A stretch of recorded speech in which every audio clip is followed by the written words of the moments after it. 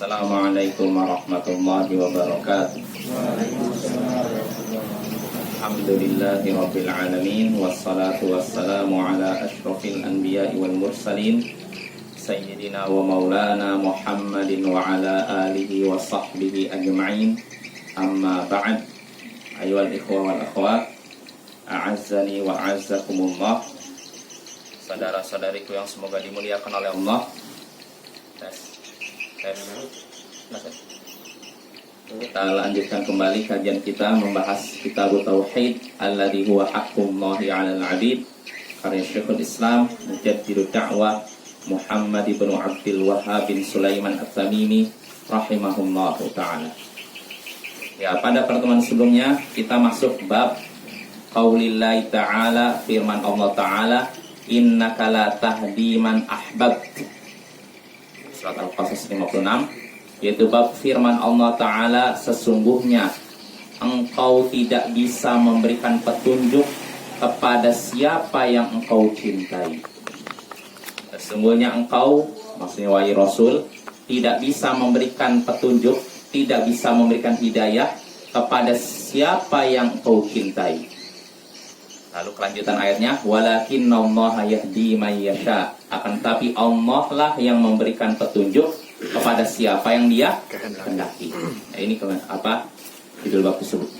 Dan ini sudah kita bahas. Ayat ini menunjukkan bahwasanya hidayah itu di tangan Allah. Nabi tidak bisa memberikan hidayah, tidak bisa memberikan petunjuk. Yang bisa memberikan petunjuk dan hidayah hanya Allah Subhanahu wa taala. Lalu di situ Syekh setelah menyebutkan judul bab, beliau menyebutkan dalilnya, atau ya dalil dalam bab tersebut. Fi sahih an Ibnul Musayyab an Abi, dari dalam kitab yang sahih, itu Sahih Bukhari Muslim maksudnya, dari Ibnul Musayyab, dari ayahnya. Qal, ia berkata, ayahnya namanya Musayyab, anak Ibnul Musayyab maksudnya Sa'id bin Al-Musayyab ya. Dari Musayyab, ia berkata, lamma hadarat Aba Talibin al-wafatu ja'ahu Rasulullah sallallahu alaihi wasallam wa indahu Abdullah bin Abi Umayyah wa Abu Jahal. Tatkala kematian mendatangi Abu Talib, tatkala ajal mendekati Abu Talib, Rasulullah sallallahu alaihi wasallam mendatanginya. Dan ketika itu di sisi Abu Talib sudah ada Abdullah bin Abi Umayyah dan Abu Jahal. Faqala lahu, maka Nabi sallallahu alaihi wasallam pun bersabda kepada pamannya, ya am, qul la ilaha illallah kalimatan uhajjulaka biha 'indallah. Wahai pamanku, ucapkanlah la ilaha illallah, kalimat yang akan kujadikan sebagai bukti untuk membelamu di sisi Allah nanti. Wahai pamanku, ucapkanlah la ilaha illallah, yaitu satu kalimat yang bisa kugunakan sebagai bukti untuk membelamu di sisi Allah nanti. Faqala lahu, namun kedua orang tadi, Abdullah bin Abi Umayyah dan Abu Jahal, berkata kepada Abu Talib, atarghabu an millati Abdul Muttalib, apakah kamu benci kepada agamanya Abdul Muttalib? Siapa Abdul Muttalib? Ayahnya Abu Talib. Apakah kamu tidak suka kepada agama ayahmu, yaitu Abdul Muttalib? Fa'ada alaihi Nabi sallallahu alaihi wasallam, fa'ada.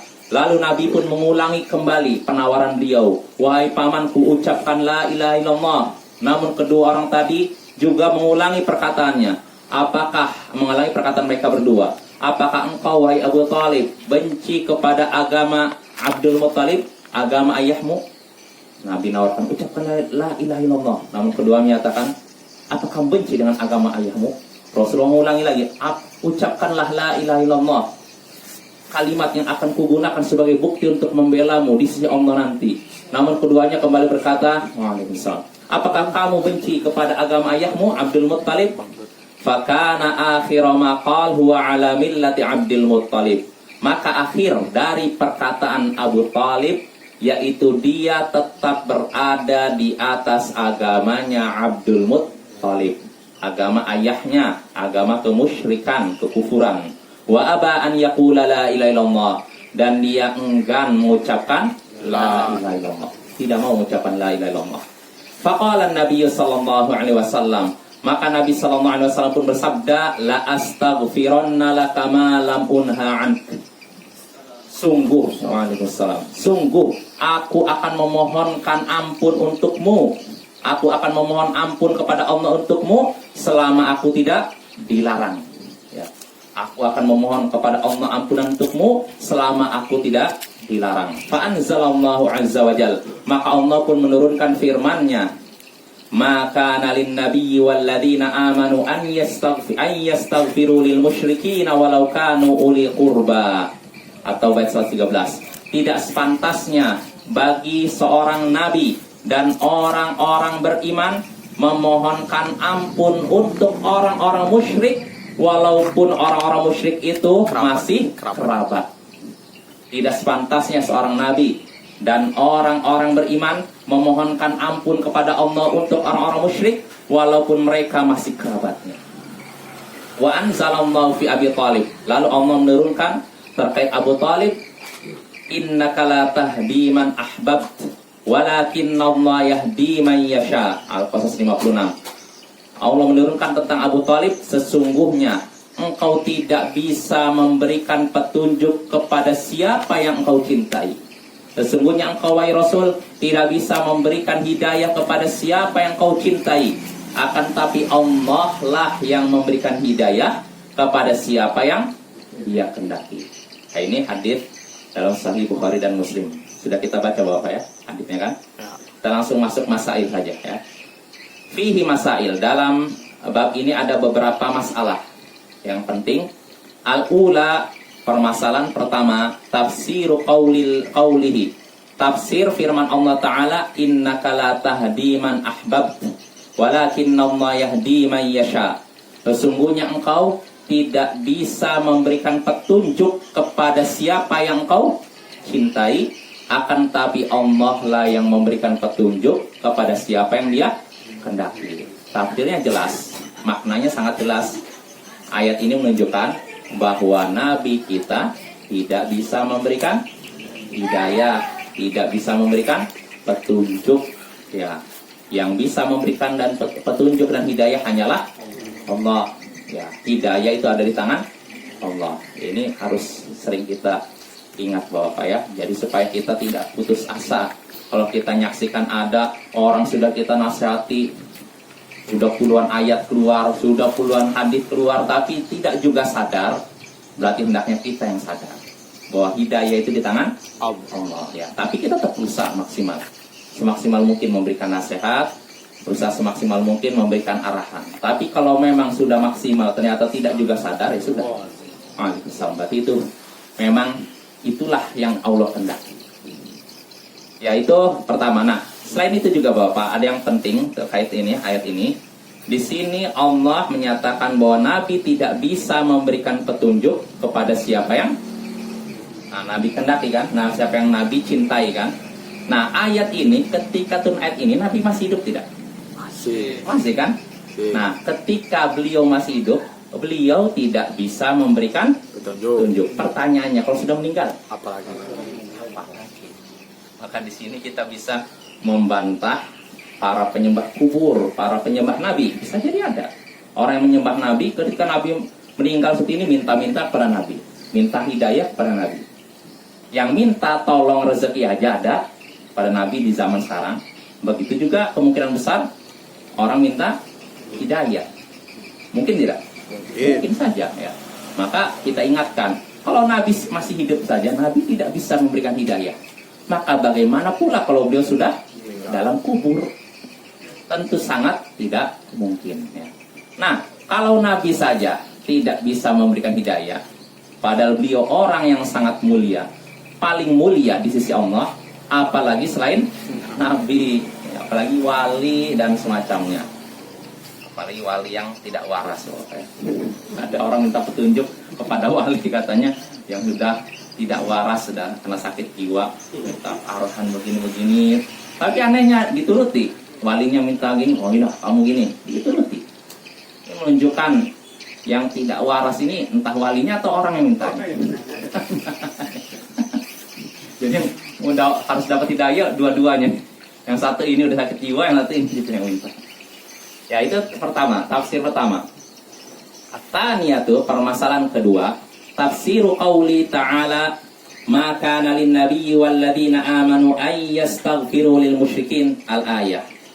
Permasalahan kedua yaitu tafsir firman Allah Ta'ala, tidak sepantasnya bagi nabi dan orang-orang beriman memohonkan ampun untuk orang-orang musyrik.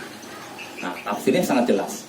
Ayat ini menunjukkan tidak boleh seorang muslim, tidak boleh kita sebagai seorang muslim memohonkan ampun untuk orang musyrik, orang kafir. Nggak boleh. Ya Allah, ampunilah ia. Kita tahu seorang mati dalam keadaan kafir, maka haram kita menyatakan ya Allah, ampunilah ia. Ya Allah, lapangkanlah kuburnya. Ya Allah, tempatkanlah dia di sisimu. Jangan, haram seperti itu. Karena ini Nabi saja dilarang melakukan itu, apalagi kita ya. Jelas Bapak ya. Adapun kalau kita memohonkan ampun tidak boleh, tapi kalau kita maksudnya menampakkan duka cita atau istilahnya kita menyatakan duka cita, maka kalau sifatnya manusiawi ya nggak masalah. Kita dalam hidup bermasyarakat kan ada orang kafir, ada muslim kan. Lalu kita datang kepada keluarganya yang kafir, istilahnya takziah, menghibur, maka wallahu alam, kalau sekedar untuk menghibur ya insya Allah nggak masalah. Ya, saya berduka cita atas ini dah. Jangan lebih dari itu. Artinya istilah gini, ketika kita berduka cita, maksudnya apa? Kita kasihan sama dia karena dia mati di atas kafiran. Kita kan sebenarnya kasihan melihat orang, ya Allah. Apalagi kalau orang ini banyak berbuat baik kan, sudah beramal, membantu, istilahnya banyak melakukan kegiatan kemanusiaan, banyak membantu, ternyata matinya nggak dalam Islam, mati dalam keadaan kafir. Lalu kita sedih karena dia mati di atas kekafiran. Maka kalau sedihnya seperti itu, kata para ulama boleh. Sedih yang istilahnya apa? Manusiawi kan, menyaksikan orang. Ya sama seperti kita menyaksikan ada orang kafir ketabrak jeder mobil sampai mati. Ada rasa kasihan kan? Ya itu nggak apa-apa. Tapi kalau kita maksudnya sedihnya karena kekafir, ada artinya gini, sedih karena dia itu sosok yang kita kagumi, kita idolakan. Nah ini baru tidak boleh seperti itu. Karena itu bertentangan dengan apa? Sifat al-wala wal bara', loyalitas dan benci. Jelas Bapak ya? Jadi kalau sekedar kita menyatakan duka cita, apalagi sebagai bentuk rasa kasihan kita dia mati dari kekafiran, ini nggak apa-apa. Tapi kalau lebih dari itu tidak boleh. Maka dari sini kita bisa menjawab pertanyaan, yaitu tadi kalau ada yang waktu itu Bapak yang tanya di sini, bagaimana kalau misalkan ada orang kafir meninggal, lalu apa yang kita ucapkan? Apakah diam saja atau kalau diam saja di masalah? Tapi kalau mengucapkan semoga Allah mengampuninya, boleh nggak? Tidak. Boleh. Maka solusinya gitu, tampakkan saja ya. Ya kami turut belasungkawa, sekedar itu aja. Ya, tidak lebih dari itu. Niatkan ketika belasungkawa karena apa? Dia sayangnya mati dalam keadaan kafir. Coba kalau dia nggak kafir, dia mungkin begini, sedih kita. Nah itu aja. Niatnya seperti itu Bapak ya. Nah itu tafsir firman Allah Ta'ala tadi dalam surat At-Taubah ayat 113 ya. At-talitsatu, permasalahan ketiga, wahiyal mas'alatul kubra, tafsiru qawlihi la ilaha illallah bikhilafi ma alaihi man yadda'il ilm. Permasalahan ketiga yaitu masalah yang besar. Ini masalah yang besar kata Syekh. Apa maksudnya? Yaitu tafsir perkataan la ilaha illallah. Ini masalah besar. Artinya tafsir la ilaha illallah yaitu yang dipahami oleh Abu Jahal dan Abdullah bin Abi Umayyah berbeda dengan dengan makna atau tafsir yang diyakini oleh orang yang mengaku berilmu. Tafsir la ilaha illallah itu seperti yang dipahami oleh Abu Jahal, Abdullah bin Abi Umayyah, bukan seperti yang diyakini oleh orang-orang yang mengaku berilmu tapi tidak paham makna la ilaha illallah. Maksudnya apa Bapak? Ketika Abu Thalib disuruh mengucapkan la ilaha illallah, konsekuensinya berarti apa? Berlepas. Harus meyakini bahwa sembahan selain Allah Batil. salah, batil ya kan? Nah, kalau Abu Talib mengucapkan begitu, otomatis Lata, Uzza ini sembahan yang Salah. salah. Nah, yang seperti ini diridhai tidak oleh Abu Jahal dan Abdullah bin Abi Umayyah? Tidak. Tidak kan? Makanya dia menyatakan, kamu benci dengan agama Abdul Muthalib, kamu benci dengan agama bapakmu sendiri, kamu benci dengan agama nenek moyangmu, kamu benci dengan agama leluhurmu. Nah, kalau dia, Abu Talib mengatakan itu, otomatis sembahan-sembahan Quraisy dikatakan salah. Nah, makanya Abdullah bin Abi Umayyah dan Abu Jahal tidak rela Abu Talib mengucapkan la ilaha illallah. Berarti mereka paham makna la ilaha illallah. Nah, ini masalah yang besar. Karena apa kata Syekh? Berbeda dengan sebagian orang yang meyakini la ilaha illallah, tapi sebenarnya tidak paham la ilaha illallah. Padahal dia mengaku punya ilmu.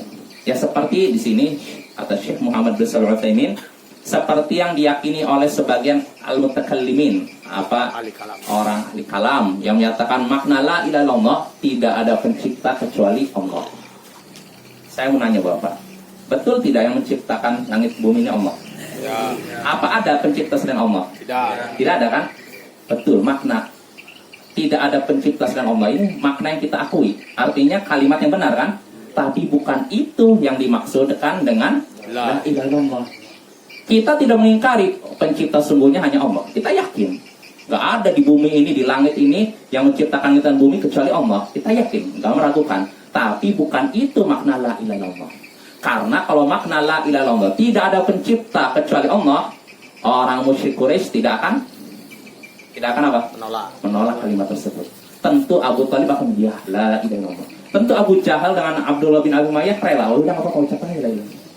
Tapi kenyataannya makna la ilaha illallah bukan tidak ada pencipta kecuali Allah. Bukan maknanya tidak ada pemberi rezeki kecuali Allah. Maknanya bukan tidak ada penguasa semuanya kecuali Allah. Enggak. Makna la ilaha illallah tidak ada yang boleh disembah kecuali Allah. Yang berhak disembah hanya Allah.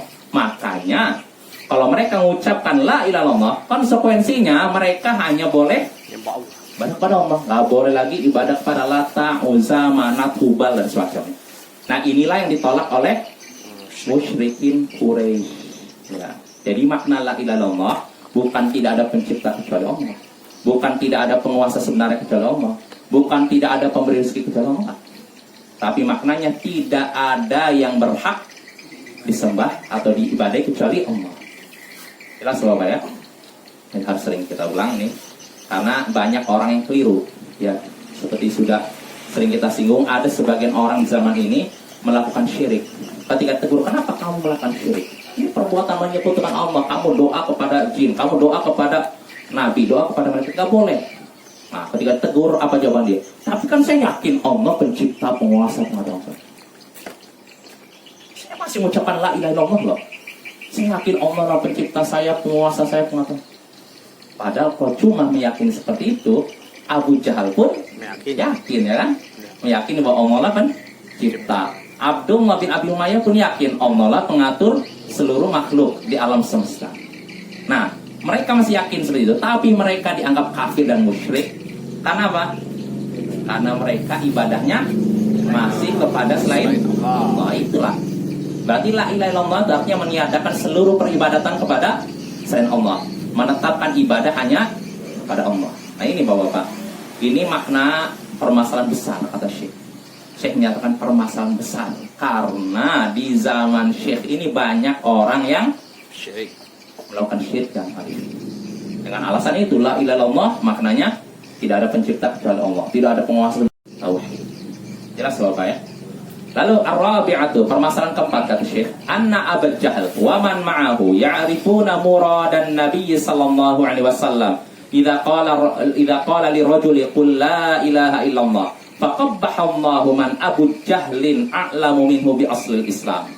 Bahwasanya Abu Jahal dan orang-orang yang bersamanya mengetahui maksud Nabi ketika berkata kepada seorang, ucapkanlah la ilaha illallah. Abu Jahal dengan orang yang bersamanya. Siapa orang bersamanya? Orang kafir Quraisy, orang musyrik Quraisy, Abu Jahal dengan musyrik Quraisy tahu maksud Nabi ketika Nabi berkata kepada seorang, ucapkan la ilaha illallah. Tahu maksudnya. Maksudnya apa? Artinya kamu apa? Kalau ucapkan la ilaha illallah, artinya kamu harus meyakini Allah hanya Allah yang berhak disembah. Kamu ibadah kepada Allah, nggak boleh ibadah kepada ini. Abu Jahal tahu, orang-orang musyrik Quraisy tahu makna la ilaha illallah. Paham ketika Nabi nyuruh kepada seorang untuk mengucapkan la ilaha illallah. Maka kata Syekh, semoga Allah membuat buruk seseorang yang mana Abu Jahal lebih paham makna la ilaha illallah, lebih paham daripada dirinya tentang dasar Islam.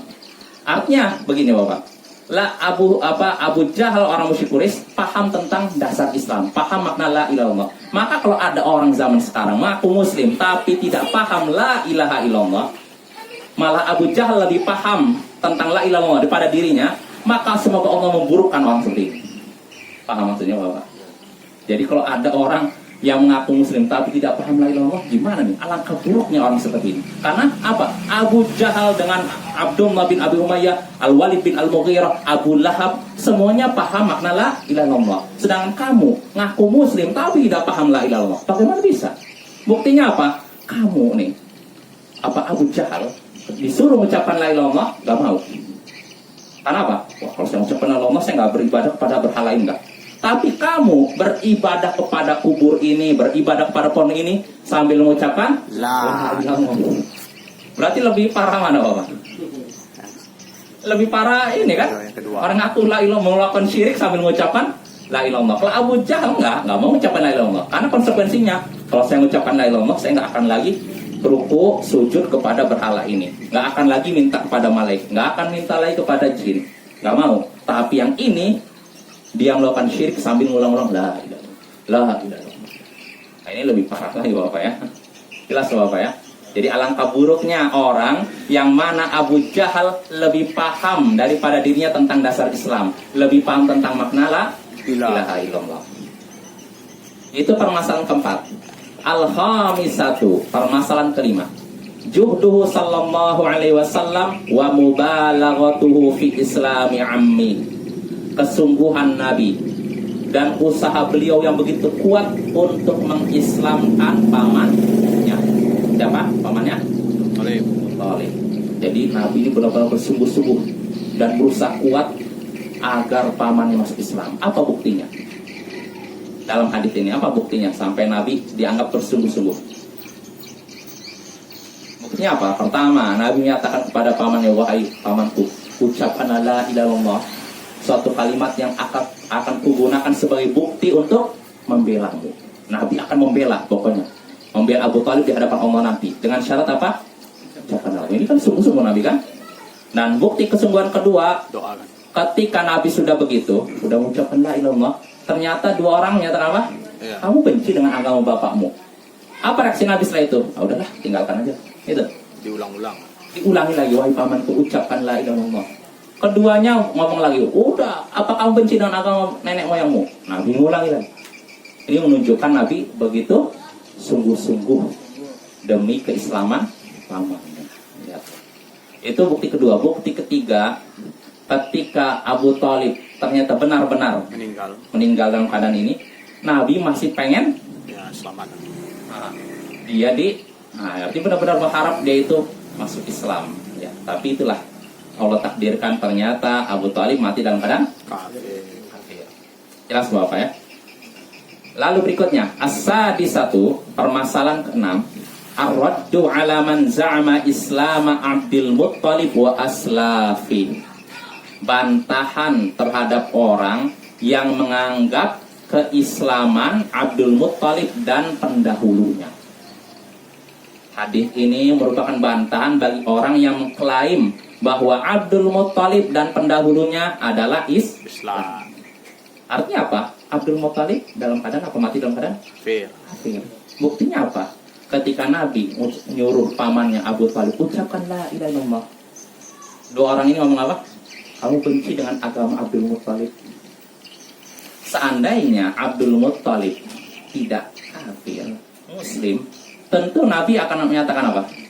Oh iya, ya udah, nggak apa-apa kok, nggak ada bedanya agama Abdul Muttalib dengan agama saya. Gitu kan Bapak ya? Tapi apa reaksi Nabi? Ucapkan la ilaha illallah. Itu menunjukkan Abdul Muttalib bukan Muslim. Begitu juga Abu Talib. Apalagi Abu Talib. Jadi Abu Talib, Abdul Muttalib dan pendahulu ini tidak Muslim. Mereka mati dalam keadaan kafir.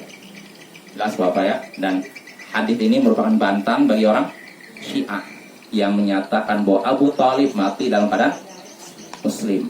Begitu juga ininya Abdul Muttalibnya, kakeknya Nabi. Dan bantah.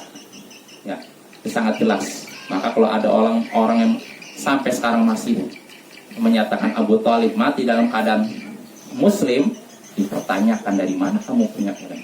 Biasanya Bapak, orang yang berpendapat seperti itu, dalilnya apa? Perasaan. Masa sih? Dia kan sudah banyak bantu Nabi. Masa mati dalam keadaan kafir? Oh, kan Allah tidak mungkin menyia-nyiakan kebaikan seorang. Masa bisa semua? Pakainya perasaan. Padahal sudah jelas-jelas hadis ini menyebutkan dia tidak mau mengucapkan apa? La ilaha illallah di akhir hayatnya. Maka dia mati dalam keadaan kafir. Begitu juga Abdul Muttalib. Jelas Bapak. Ya, ini perlu kita ketahui karena orang Syiah menolak hadis ini. Ya, saya pernah debat dengan orang Syiah tentang hadis ini. Awalnya saya nyebutkan ini, dibuat tulisan tentang hadis ini di internet. Tiba-tiba ada orang Syiah, saya nggak tahu kalau orang Syiah, dia nyebutkan nukil perkataan ulama bahwa hadis ini Sa'id bin Al-Musayyab, bapaknya Sa'id bin Al-Musayyab, Al-Musayyab ini orang pendusta ini, semuanya nukilan dari ulama Ahlussunnah. Apa ini? Tapi yang ganjilnya itu terjemahan, bukan teks Arabnya yang disebutkan. Ya awal-awal saya goncang juga. Ya, apa iya ya? Apa iya ini tuh Musayyab ini perawi yang tidak bisa diterima. Terus gini. Nah, tapi setelah saya teliti, ternyata mereka itu dusta. Orang saya itu dusta. Bukti dustanya apa? Dia nggak berani menyebutkan teks aslinya. Dan nggak ada para ulama satupun yang mempermasalahkan sahabat Nabi Musayyab. Begitu juga Abu Hurairah. Maka Bapak, ini tips dari saya pribadi. Jadi kalau ada orang Syiah nih, karena orang Syiah itu menghalalkan dusta mereka ya, demi menyebarkan ajaran mereka. Jadi kalau mereka berusaha mendebat kita dengan menyebutkan, misalkan menjelekkan sahabat Abu Hurairah atau menjelek-jelekan Aisyah, mereka menyebutkan riwayat dari sahabat atau apa, jangan terima, minta teks aslinya, jangan yang terjemahan, karena mereka pintar mau motong perkataan atau dusta udah biasa mereka. Minta teks aslinya. Nanti kalau sudah tahu teks aslinya, insya Allah mudah untuk melacaknya. Kalau memang hadisnya sahih, nanti kita tinggal lihat penjelasan para ulama apa betul maknanya seperti yang dipahami orang Syiah, bahwa misalkan Aisyah ini kafir atau pezina. Nah, kalau hadisnya ternyata dhaif, ya sudah, nggak bisa dipakai. Hadis dhaif Bapak, hadis lemah tidak bisa dipakai dalam masalah akidah. Nggak bisa. Misalkan ini misalkan fulan ini termasuk ahli surga berdasarkan hadis lemah, nggak bisa. Hadis lemah nggak bisa dipakai dalam masalah akidah. Begitu juga dalam masalah amal. Yang boleh ini menurut sebagian ulama itu dalam masalah keutamaan amal. Nah ini sudah pernah kita singgung, nggak perlu kita ulang lagi. Tapi kalau dalam masalah akidah sepakat. Masalah akidah kita hanya bisa memakai hadis sahih. Jadi nggak ada satupun ulama yang misalkan tentang asma sifat dalilnya hadis lemah, nggak ada. Jadi nggak diterima kalau ada orang berdalil dalam masalah akidah dengan hadis lemah. Hanya hadis sahih yang bisa diterima. Nah itu permasalahan ke-6. Permasalahan ke-7, kaunuhu as-sabi'atu, kaunuhu sallallahu alaihi wasallam istaghfara falam yughfar lahu bal nuhiya an dzalik. Keadaan Nabi sallallahu alaihi wasallam yang memohon ampun untuk pamannya. Keadaan Nabi sallallahu alaihi wasallam yang memohonkan ampun kepada Allah untuk pamannya, namun pamannya tidak dapat ampunan. Bahkan Nabi dilarang meminta ampunan untuk pamannya. Ya, jelas. Ini menunjukkan bahwa Abu Talib mati dalam keadaan kafir, bukan dalam keadaan muslim. Ya. Jelas Bapak ya. Ats-tsaminatu, permasalahan ke-8. Madarratu ashabis su'i 'alal insan. Bahayanya teman-teman buruk bagi seorang insan. Bahayanya teman buruk bagi seseorang. Artinya apa Bapak? Contohnya dalam hadis ini. Abu Thalib kan meyakini dalam hatinya bahwa keponakannya yaitu Muhammad SAW adalah Rasul. Ya, makanya apa buktinya dia yakin? Dia pernah menyebutkan dalam sebuah syair meyakini bahwa ini keponakannya benar-benar Nabi. Makanya dia pasang badan. Nah, namun di akhir hayatnya ketika keponakannya menyatakan ucapkanlah la ilaha illallah, dia udah nawarkan, ini keponakan yang dia percaya. Nah, dia akhirnya apa? Datang dua orang, kamu benci dengan agama bapakmu. Keduanya mempengaruhi. Rasulullah mengulangi lagi, keduanya menyatakan, kamu benci dengan agama bapakmu. Sehingga akhirnya keputusan di akhir ayatnya apa? Dia tidak mengucapkan la ilaha illallah. Gara-gara apa? Kawan. Pengaruh teman. Ini menunjukkan bahwa teman buruk itu sangat berpengaruh pada kita dan sangat membahayakan keselamatan hidup dan akidah kita. Maka hati-hatilah. Maka yang disebutkan oleh Muslim Ahmad, Nabi SAW bersabda, almar'u ala dini khalili. Seseorang itu berdasarkan agama temannya. Falyanzur ahadukum man yukhalil. Maka hendaknya salah seorang dari kalian memperhatikan dengan siapa dia berteman. Sangat mempengaruhi teman. Kalau teman kita buruk, kita akan kembali buruk. Kalau teman kita baik, kita dapat pengaruh baiknya. Maka tengok Bapak ya. Dan ini Bapak, jangan kita kira, oh ini kan mungkin untuk anak remaja nih, anak ABG yang masih labil. Kalau saya udah tua begini, masa diingatkan masalah ini? Bisa jadi ada yang ngomong gitu kan? Oh saya kan udah tua gini, udah punya pengalaman banyak, masa saya bisa ada pengaruh? Peringatan seperti ini, hadis Nabi tadi, seseorang itu berdasarkan agama temannya. Hendaknya salah seorang dari kalian memperhatikan dengan siapa dia berteman. Apakah ini disebutkan untuk remaja? Tidak. Atau untuk seluruh muslim? Seluruh muslim kan? Baik kecil maupun dewasa kan? Baik remaja maupun tua. Artinya apa? Pengaruh teman sangat kuat pada diri seorang. Walaupun orang itu sudah tua. Sangat Bapak. Makanya kita pun tetap yang sudah berumur pun jangan anggap remeh masalah teman bergaul. Pasti teman bergaul itu mempengaruhi, minimal mewarnai lah. Mewarnai, walaupun tidak mengubah kita 100%, minimal mewarnai kita. Ada percikan sedikit pengaruh buruknya nempel kita. Pasti. Saya lihat di Instagram ceramahnya Syekh Abdul Aziz Ar-Rayis, seorang ulama di Riyadh. Beliau bercerita nih di dalam khutbah atau ceramah, tapi sambil berdiri, biasanya khutbah kalau berdiri. Jadi beliau menyinggung tentang bahaya teman buruk. Kata beliau, ketika kita menyinggung masalah bahaya teman buruk, jangan dianggap ini hanya berlaku bagi orang-orang yang masih muda atau remaja. Nah, ini pun berlaku bagi orang yang sudah dianggap berumur. Harus jaga, harus memilih teman yang benar. Katanya, kata Syekh nih, demi Allah saya pernah melihat seseorang ketika masih muda, dia seorang talibul ilm, orang yang belajar, hadir di majelis para ulama. Tapi siapa sangka di usia 40 tahun lewat, ternyata dia kecanduan narkoba.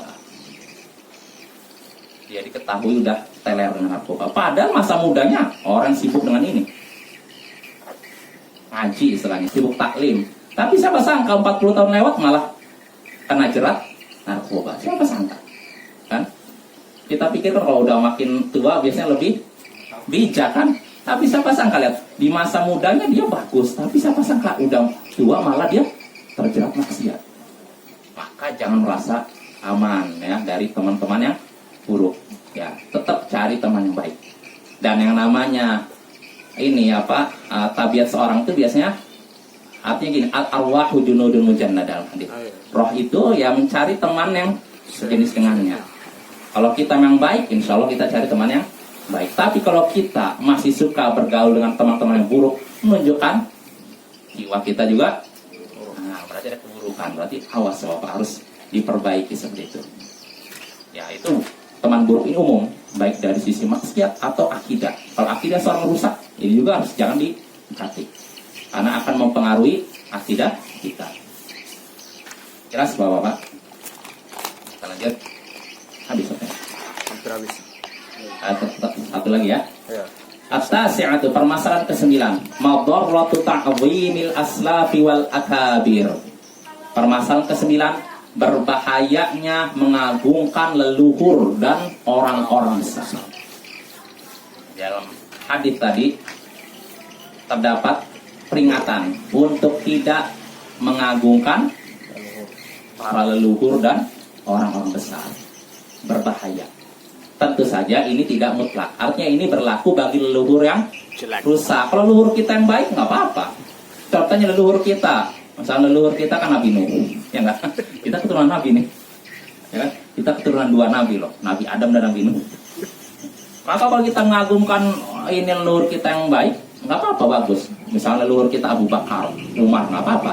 Tapi yang tercela itu kalau kita mengagungkan leluhur-leluhur yang rusak, yang kufar, yang kafir dan musyrik. Nah, ini berbahaya. Apa contoh bahayanya? Ya Abu Thalib, yang menyebabkan dia tidak mengucapkan la ilaha illallah selain pengaruh 2 temannya. Apa selain itu? Ini. Di dalam hatinya masih ada pengagungan terhadap leluhur, sehingga ketika disodorkan ucapkan la ilaha illallah, dia ternyata lebih mengagungkan leluhurnya, nenek moyangnya, orang-orang besar. Maka hati-hati Bapak ya. Jangan sampai kita lebih mendahulukan itu daripada wahyu. Jelas Bapak?